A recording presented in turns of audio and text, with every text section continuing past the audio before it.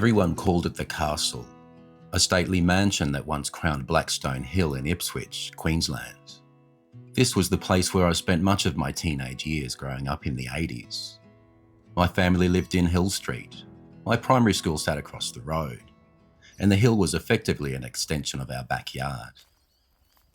Lots to explore, plenty of trees to climb, plenty of brown snakes too, but they never deterred us. My siblings, friends and I knew every metre of the gully behind our house and the slopes of Castle Hill above it.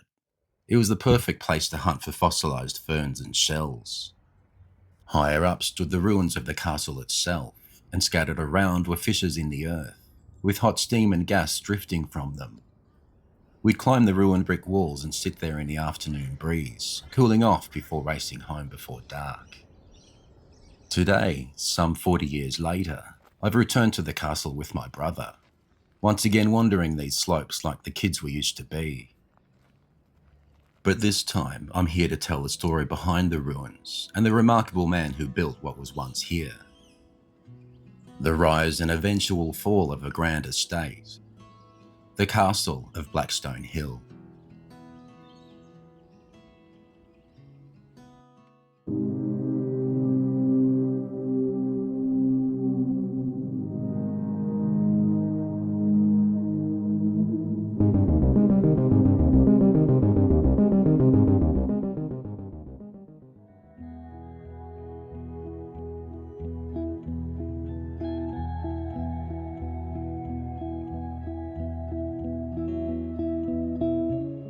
Lewis Thomas was born in 1832 near Talybont in Wales. He began work at just 8 years old in a wool mill. By 15, he was labouring in lead mines, before spending several years in the coal mines and ironworks of South Wales. In July 1859, aged 27, he married Anne Morris, and just 2 weeks later, Thomas boarded a ship for Australia alone. Anne feared the long sea voyage and couldn't be persuaded to join him. Not yet, anyway. Drawn by dreams of gold, Thomas spent 2 years prospecting on the Victorian diggings. Fortune never came his way, so he travelled north and found work at the Redbank coal pits near Ipswich, spending 3.5 years there. Operated by John Campbell and Sons, Redbank was the district's principal coal supplier, fueling the steamboats running between Brisbane and Ipswich. After leaving Redbank, Thomas successfully tendered for half the contract to build Queensland's first railway tunnel, the Great Victoria Tunnel between Ipswich and Toowoomba. Once his portion of the work was completed, he returned to Ipswich in 1866, determined to find quality coal seams of his own. Partnering with local solicitor John Thompson, the pair established a mining venture at Tivoli. The partnership lasted 4 years before disputes drove them apart, but Thomas pressed on regardless. Over the following years, he became one of the key figures in developing the Ipswich coalfields. He opened the Aberdare colliery at Bundamba, followed by another mine at Dinmore in 1870. As Queensland's railway network rapidly expanded, so too did demand for coal, and Lewis Thomas found himself on a path to great wealth. Before long, he'd earned the titles the Coal King and the Squire of Aberdare. Word of his success travelled all the way back to Wales, encouraging many Welsh migrants to settle in the Ipswich district and work on the growing coal mines. Blackstone itself became a thriving centre of Welsh culture, music and community life, a place where hearing Welsh spoken in the streets was perfectly normal. After 18 years apart, Lewis's wife Anne finally overcame her fear of the voyage and joined him in 1877. The couple lived at Riverview and Ebbw Vale, not far from his mines, and in 1878 their daughter Mary was born. Thomas was more than just a wealthy mine owner. He took a deep interest in the community around him. Education, religion and music were especially important to him, and he contributed generously to many local institutions. He remained fiercely loyal to the Welsh migrants who'd followed opportunity to the Ipswich coalfields. In 1886, Lewis donated land beside Bundamba Creek at Blackstone for the construction of a new United Welsh Church, replacing a smaller chapel nearby.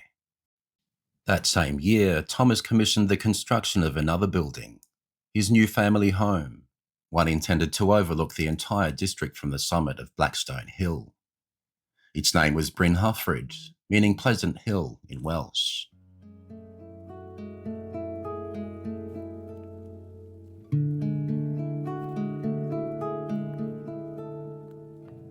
Faithful to the architecture of the Victorian era, Brynhyfryd was designed by George Brockwell Gill, an architect who would go on to leave a major mark on Ipswich. Construction of the mansion was estimated at around £13,000, though later additions are believed to have pushed the total cost closer to £40,000. The three-storey home was built mainly from local handmade bricks, rendered to resemble stone. Its sides measured roughly 24 metres, while its tower rose almost 20 metres above it.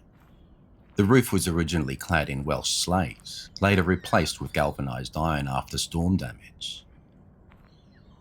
Timber was abundant at the time, and the roof girders alone measured 7 metres in length and more than 30 centimetres thick. Arriving here in the late 1800s must have been an unforgettable sight. Approaching from Thomas Street, little more than a dirt road back then, horse-drawn carts would have climbed the hill with the mansion slowly emerging through the trees. The road gave way to a cobbled driveway lined with shaded trees, curving past flower beds edged with ornate terracotta tiles.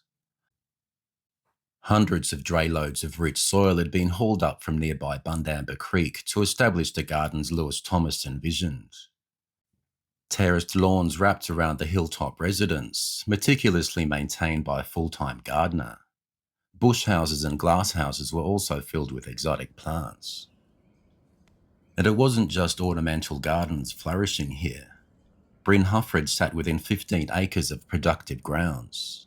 Vegetables, mango and citrus trees, guava, grapes, pineapples and peaches. Lewis Thomas wanted a self-sufficient estate, and that's exactly what he created.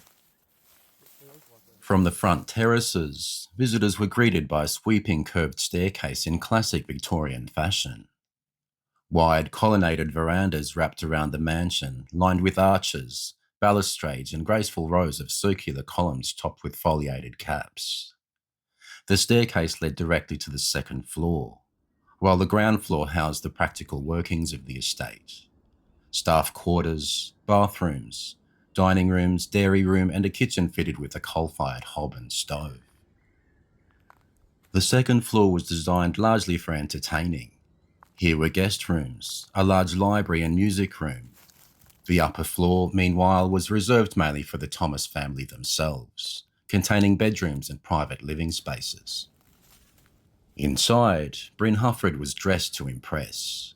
Satin-lined tapestry drapes framed the windows, while richly grained cedar brought warmth to the grand rooms. Bronze and porcelain chandeliers hung from the high ceilings above the ornate fireplaces and Italian marble mantels. A sweeping cedar staircase connected the floors, while Welsh slate and plush carpets covered the interiors underfoot.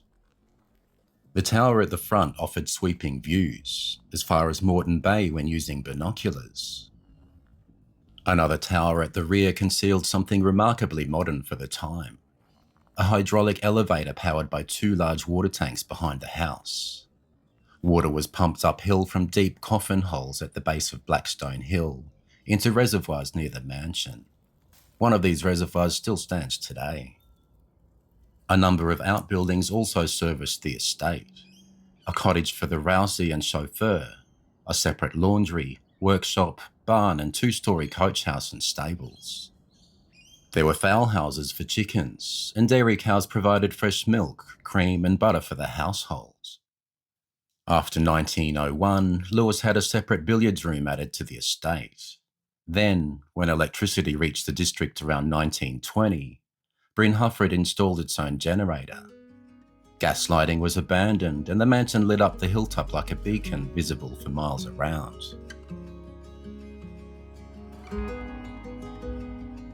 The enormous 49-room house operated like a small village thanks to its staff, many of whom lived on site or nearby, all helping to keep the estate running smoothly. When I lived here in Blackstone during the 1980s, our neighbour Jessie Edwards, who was in her late 70s at the time, often shared stories about working at Brynhyfryd as a kitchen maid when she was just 16. Jessie and her husband Todd lived 2 doors up from us and always let us kids collect mangoes from their huge backyard tree, using a long pole with a tin attached to the end. Better us eating them than the flying foxes, they'd say. I've included a link in the video description to a 1995 interview transcript with Jessie, full of memories from her time at Brynhyfryd. Lewis Thomas died in 1913 at the age of 93. His wife Anne, daughter Mary and son-in-law Thomas Cribb remained in the mansion afterwards. Mary died in 1922, and following Anne's death in 1930, the estate was finally placed on the market. Brynhyfryd never sold at auction, not one bit, understandably as there was a severe economic depression at the time. Instead, over 3 consecutive days in February 1930, the entire contents of the mansion were auctioned off piece by piece. Furniture, decor, fittings, everything had to go. What remained was an empty shell on the hill. Then, in 1934, the property sold for just £310 to Rylance Colliers and Brickworks, who secured mineral rights beneath 5 acres of the estate to a depth of 90 metres. These guys had no interest in its heritage value. It was the coal beneath Brynhyfryd they wanted. In 1937, the mansion itself was auctioned for demolition and removal. Much of the building was salvaged and reused throughout the district. Part of the old lift well became the pulpit at St Joseph's Church in North Ipswich, while sections of its balcony were reused on the church fence. Bricks were scraped clean and sold, thousands of which were used to build kilns at Dinmore Brickworks and Pottery. Cedar joinery, marble fireplaces, windows and all 95 cedar doors were auctioned away. Today, some surviving relics can still be found. Here at the Cooneana Heritage Centre, home of the Ipswich Historical Society, pieces of Brynhyfryd live on. Decorative garden edging, brickwork and several magnificent arched windows remain preserved in storage, which we were fortunate enough to view privately.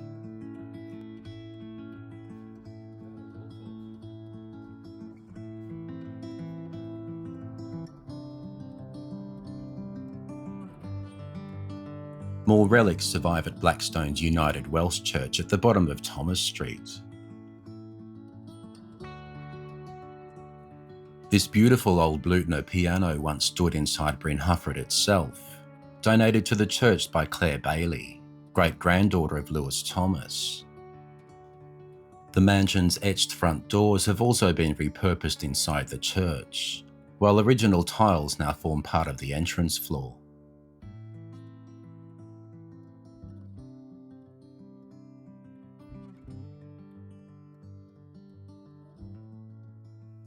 Even a cedar fireplace surround survives here today, transformed into a commemorative board honouring Welsh pioneers and their descendants who served during World War II. After demolition, Brynhyfryd sat in ruin until 1960. By the early 1970s, Blackstone Hill was bulldozed several times in preparation for a housing development that never eventuated. Meanwhile, ongoing mining beneath the district caused increasing subsidence problems, not just beneath the hill itself. In the 80s, we were still finding pieces of slate and building materials. None of that now. It's believed the coal seam beneath Blackstone Hill caught fire sometime during the 1940s, explaining the hot gas and steam vents that drifted from fissures through the bush. There are fewer than I remember from the 80s, but some still remain. Castle Hill today is very different from the place I knew as a kid. Purpose-built mountain bike tracks and walking trails now crisscross the hill, which was acquired by local council in 2014. Parking areas, toilets and historical markers have since been added. Sadly, many of those signs now sit vandalised, illegible and neglected, while the old ruined brick walls at Brynhyfryd are covered in graffiti. Places like Brynhyfryd remind us how quickly even the grandest things can disappear.